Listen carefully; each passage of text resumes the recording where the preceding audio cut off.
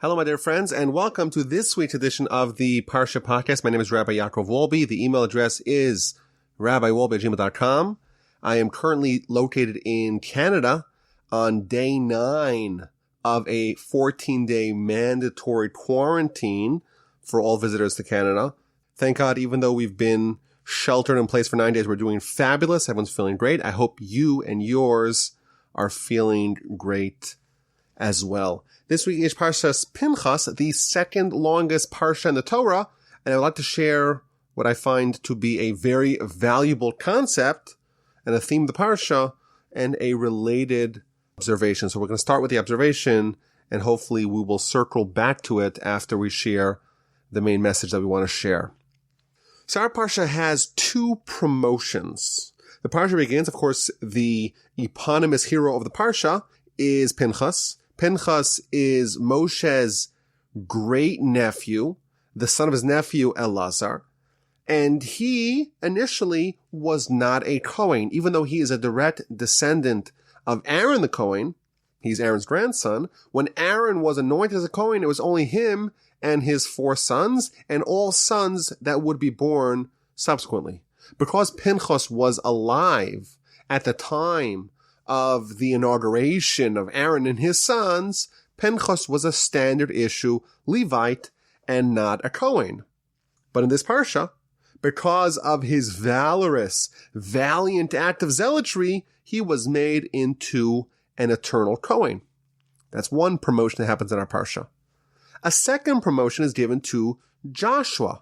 Moshe finds out that the decree barring him from entry to the land of Israel is fixed in stone, and therefore he asks God for a replacement for a successor. And God tells him, okay, take Joshua. Joshua is your protege. Joshua's been with you at your side. He never departed your side for 40 years. He's going to be your successor. Moshe, in fact, thought that his sons were going to be his successor. That's what the Midrash tells us. But the Almighty tells him, no, Joshua is going to be your successor after your passing. In Moshe's view, there were worthier candidates, but Joshua is promoted to be the heir apparent of Moshe in our Parsha. So I think it's an interesting observation to contrast these two people that were given promotions in our Parsha.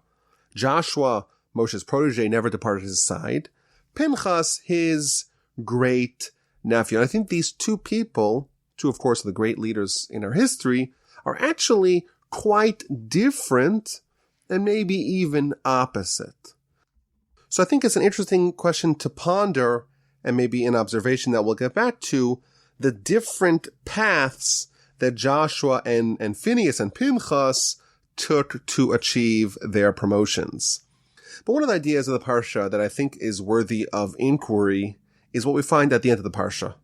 At the end of the Parsha, it talks about the various sacrifices that are offered in the temple, earlier in the Mishkan, in the tabernacle, on a daily basis, on a weekly basis, on a monthly basis, and on the various holidays and festivals.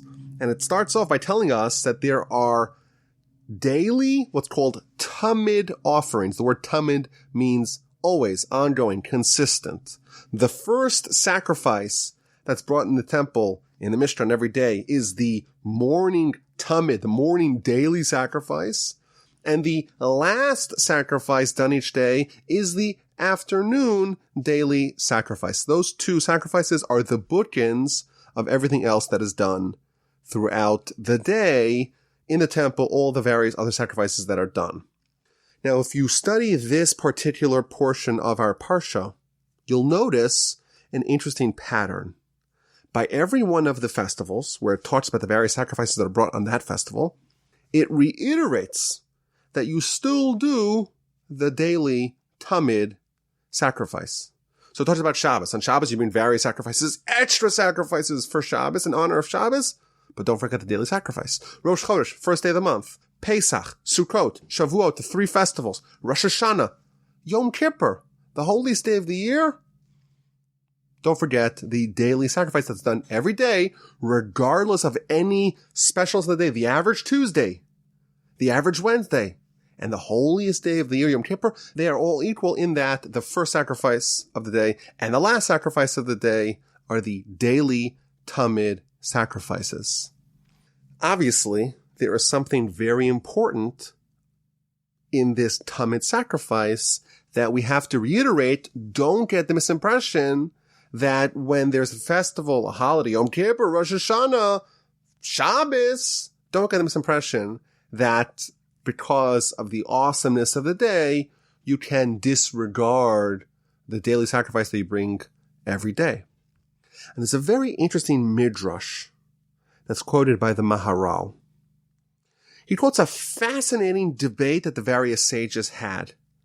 They were arguing which verse in the Torah encapsulates the overarching message of the Torah. Of course, the Torah has many thousands of verses, and there's many different mitzvos, and there's many different stories and personalities. There's a lot happening in the Torah. But what's the bottom line? What's the essence of the message that the Torah wants to convey?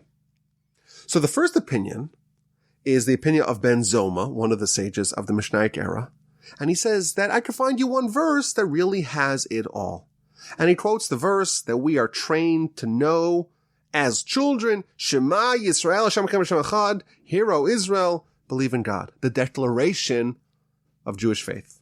That is the one verse that really encapsulates all of Torah. Comes along a second sage and he says, no, I could find a more inclusive verse, a verse that really captures the essence of Torah. And he quotes the verse Leviticus, Ve'ahavta l'reacha kamocha, you should love your fellow as yourself. That's the verse that really tells the whole story in a succinct, distilled version. Comes along to the third opinion, Shimon ben Pazi. He says, no, I will tell you a verse that really, really incorporates it all. And he quotes the verse of the Tamid sacrifice. Es ha'keves ha'achad t'seh b'boker. You do the morning sacrifice and you do the afternoon sacrifice. And the Midrash concludes that they agreed that the correct answer is indeed that the Tamid sacrifice really encapsulates all of Torah. So this Midrash, of course, is fascinating in general. This idea that we could discover, the essence of the Torah, that we could ask the question even, what's the forest of the Torah? What's this culmination of all the details of all the trees? But I think if you read the conclusions of the Midrash, the first two make a lot of sense. Declaration of faith, the verse of the Shema. That is the verse that we say, the first thing we train to say as children, the last things we say on our deathbed. That makes a lot of sense. Perhaps if we were to make a list of the most important verses of the Torah, that would make the top 10, top 5, maybe even number 1. Comes along to the second opinion, Ben Nana says, well, there's the golden rule. Love your fellow as yourself. And in fact, there's precedent for that. Rabbi Akiva, he famously said about this verse, Zeh klal gadol b'Torah. This is a great general principle of Torah. But the Midrash concludes that the daily sacrifice is so important that really tells the whole story of the Torah. How, pray tell, does this verse detailing the 2 sacrifices done every day, how is that the essence of all of Torah? So the Maharal explains a very powerful idea. What a person does, the mitzvahs that a person does, consistently, with regularity, never takes a day off, that is the areas where they demonstrate their subservience to God. Our relationship with God is supposed to be like a master with a servant. And a servant is not someone who departs from the master when things get a little uncomfortable, who takes off days, who has vacation, who has working hours come to me when it's working hours. Oh no. A true servant is someone who does not depart from his master, rather services him always. The essence of Torah is that we submit ourselves to God. We become servants of God. The rest of Torah is commentary exactly how to do that. But the essence is the consistency that really demonstrates that my identity is not one of an individual person, someone who could behave however they want. Rather, it's someone who is committed, subservient to God completely. What's the goal of Torah? The goal of Torah is to be a servant of God. What does it mean to be a servant of God? It means that your own individual identity is subject to the will of the master. When someone does something every day, rain or shine, whether they're in the mood of it or they're not in the mood of it, irrespective of whatever else is happening on that particular day, that makes that thing sacrosanct. It is uninfluenced by circumstance. Those are the things a person is really consistent in. Those are the things that demonstrate their commitment to God. And there is no mitzvah that embodies that more than the Tamid sacrifice every day. Don't think that when it's Shabbos, the Rosh Chodesh, first day of the month, the festival, Rosh Hashanah, Yom Kippur, don't think that we can neglect it. Everything else that we do, everything else that we aspire to do is all built upon this base of consistency. This is the base. This is the foundation. This is sacrosanct. And on top of this, we can perhaps build our edifice. And this is a very deep point over here. To the degree that we are consistent in what we do, we become servants of God. Well, what about the things that we're not consistent with? So if you read this Midrash, it tells us that this daily sacrifice did every day. They did it for hundreds of years, not missing a day. In the morning, in the afternoon. And that really demonstrates what Torah is about. But we can infer from this Midrash that in the areas that we're not consistent, we are indeed not servants of God. Even if we do it occasionally, often, almost all the time, but if it's not consistent, completely consistent, like the Tamid sacrifice, it shows that in those areas, we are still not subject to God. And there is a central pillar of Jewish philosophy that says that if you're not subject to God, you are subject to the foreign God, which is what we call the Yetzer Hara. It's a very scary idea. There could be things that we do, but we don't do them consistently. They're occasional. There are still lapses. In those areas, the Yetzer Hara, the foreign God, still reigns supreme. Now, I want to just stress, that's okay. That's by design. That's what it means to be human. But I think this idea, this Midrash, paints for us an amazing picture. What we do consistently is ours. That's who we are. That's when our identity is that of subservience to God. That's when we have fulfilled the objective of Torah. Everything else, even things that we do most of the time, that's still negotiable. That's still on the table. That's still up in the air. And that is the battlefront. And the model that we're told over here is Shabbos, Rosh Chodesh, Yom Kippur, Rosh Hashanah, festivals. Don't forget the Tamid. Don't forget to defend the homeland. You may want to expand, and that's great. But don't forget the things that are consistent and the things that really, when you do them consistently, you're embodying the message of Torah. That's what the carbon Tamid is. That's what the Tamid sacrifice, the daily sacrifice is. That refers to the consistent part of our relationship with God and the areas in which we are truly dedicated to Him. Now, the importance of consistency is found in many places in Jewish literature. If you think about it, it's almost like when someone reciprocates God's goodness is when they do consistently. Meaning, God is always bestowing us with goodness. That's His relationship with the world. If He takes a day off, we're doomed. When someone reciprocates, they are in fact emulating God. My grandfather, blessed in memory, has a line in one of his books where he writes, Avodas Hashem, which means service of God. What does that mean? So the Talmud tells us that means prayer. But he adds a second interpretation. And that is when someone does something consistently, that catapults them into the realm of service of God. What is service of God? To be a servant is only when you do something consistently. If you do it periodically, occasionally, even if it's almost always, it's not yet indicative of service of God. The Talmud tells us that when someone dies, they are interrogated by God and by the heavenly court. There is an accounting and a reckoning that they have to give. And the Talmud tells us, the book of Shabbat, page 31a, that they are given in this post-mortem interrogation 6 questions. One of them is, Kavata itim la Torah. Did you study Torah with consistency? Did you designate times of the day to study Torah? And what this reveals is they're not asking about the volume of study, but the consistency of it. When someone does something consistently, it makes them a landowner, a citizen of the spiritual world. And therefore, at the gates of the spiritual world, we have to investigate if this person is indeed a good candidate to enter its gates. If someone studies when they're in the mood, but when they're not in the mood, they don't study. So of course, we don't denigrate anything that's holy.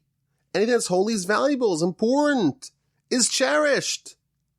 But that is still not indicative of someone fulfilling the requirement in this world. Only when someone designates time for study, and when that time comes, everything else goes away, only then does someone become a citizen of the spiritual world and pass the test.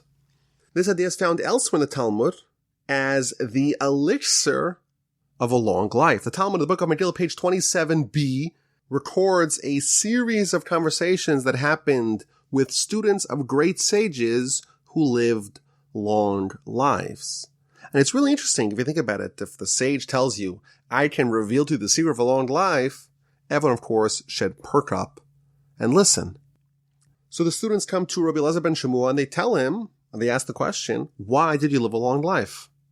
So he responds that I never made the shul, the house of prayer, a shortcut. If I had the opportunity to walk through the shul and get to the other side or walk all the way around, I would always walk all the way around. And I never, when I walked to my seat in the lecture hall, I never made it appear like I'm stepping on people's heads. And I never did the duchening, I never did the priestly blessings without a blessing. And that's the secret to my long life. And the obvious question is, wait a minute, if you're going to live a long life, you have to do something very, very meritorious to earn it. But he gives the answer, which things that seem to be quite trivial, never making the shul into a shortcut, never walking in a way that belittles other people. And that's one story. And it goes on to the other rabbi, Rabbi Preda. Why did you live a long life? And he says, well, I was the first one to come to the study hall. And I never did the blessing in front of a Kohen. And I never ate from an animal before the portions that go to the Kohen were dispersed. And Rabbi Chum ben Akana, why did you live a long life? I never got honor with the disgrace of my fellow man. I never was angry at someone when I went to sleep. And he gives 5 sages, and each one of them they're sharing their tips for a long life. And there doesn't seem to be any similarity between the two. But the truth is that they are revealing the secret to their longevity. Each one of them begins their explanation of why they live a long life with the following words. Mi yamai. Throughout my days, I did X, Y, and Z. When someone does something consistently, they become the owners of some spiritual property that becomes an area in which they are a servant of God. And therefore, in those areas, they are a servant to God and they are not a servant to the foreign God.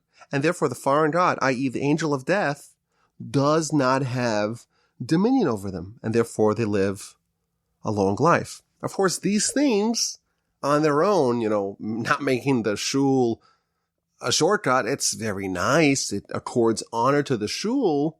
But is that the biggest thing in the world? No.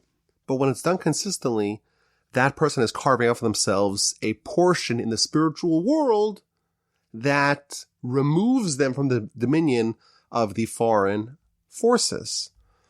What this creates for us is a certain structure.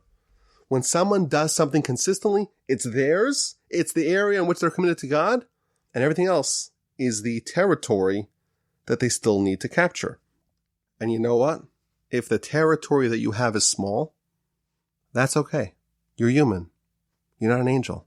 And that, in fact, is why you're here, because we're not perfect and we're trying to improve ourselves. You look at the Korban Tamid, the daily sacrifice. Is this the biggest mitzvah in the world? No. But its very name and the way it's done connotes consistency. Every day. Everything else that comes is an addition to this baseline. If we are searching for a verse that encapsulates what the Torah wants to transform us into, this is it. Through this consistency, irrespective of the absolute volume of a given mitzvah, you become a servant of God. And you develop an eternal connection to Him, and you're able to fulfill your destiny, fulfill your mission. This week, on Thursday, in fact, is the 17th day of Tammuz. This is the beginning of a period called the 3 weeks of mourning that culminates in the 9th day of Av. So these are sad days for the Jewish people. In fact, the Talmud tells us that 5 calamities befell our people on the 17th day of Tammuz. In fact, it's a fast day. We don't eat or drink unless someone is ill in any way. We don't eat or drink from morning to night. Now, the Talmud lists the 5 calamities that befell the Jewish people. One of them is that this is the day that the Korban Tamid, the Tamid sacrifice, the Tamid offering, ceased. And then it adds, on this day, the walls of Jerusalem were breached. It made me think. Consistency makes us elevated. It makes us spiritual. It is the tool to defend ourselves against our enemies. It's what we need for a long life. Once we lose this national institution of the daily sacrifice, we become vulnerable, and indeed the temple in Jerusalem are on the chopping block. They could be destroyed. But this also shows us how it can all be reversed. If we carve out for ourselves a little corner that's ours, a little part of our relationship with God that is non-negotiable, that's sacrosanct, that's immutable, then we are doing our part to reverse the calamities of the 17th day of Tammuz. Let's go back to Joshua. Moshe needs a successor. And God tells him, Joshua is the one. And we've wondered this question before, why exactly was Joshua selected? And the Midrash tells us that Joshua's most outstanding quality was his dedication to Moshe and to his continuous study under his tutelage. Joshua is described in Scripture as the lad who never departed from the tent. He was always with Moshe. Joshua is exactly like the Korban Tamid, like the daily sacrifice. What Pinchas did, that was an act that outshines any individual act of Joshua's life. And while, of course, Pinchas is justly rewarded for that act, he's given a promotion, Joshua is a more worthy candidate to succeed Moshe. And I think the lesson for us from this parsha, one of the lessons for us from this parsha, is to try to find something that is ours, an area in our lives that we can say, in this area, I'm subject to God, not to the foreign God. It doesn't have to be something big. We're here to work. The struggle is expected. But in this parsha, we are taught that it is only the things that we are consistent in that really demonstrate our connection to God. Let's pick something small. Nay, let's pick something tiny. Think about how small some of these practices of the sages they gave them a long life for. Not to make the shul into a shortcut. That's very small. But when a small, tiny thing is done consistently, it can catapult someone to previously unobtainable heights. Who was greater, Joshua or all the other candidates for leadership? In our parsha, we read how Joshua was selected because he was consistent. For 40 years, he was always at Moshe's side, studying from him, learning from him, absorbing from him, and that consistency made him the best candidate. The lesson for us is, to try to find something that we can do, that we can take on, that we can accept upon ourselves, maybe a resolution, provided that we can do it consistently, rain or shine. It doesn't matter if it's Shabbos, if it's Rosh Chodesh, if it's the festivals, if it is Yom Kippur, Rosh Hashanah, doesn't matter. Let's create a base. It could be the smallest base, but if it's firm, upon that, we can truly build our spiritual edifice. Thank you so much for listening. Have an amazing Shabbos, and I look forward to speaking to y'all next time. My email address is rabbiwolbe@gmail.com. I'd love to hear from you. Any questions, any comments, any feedback is always appreciated.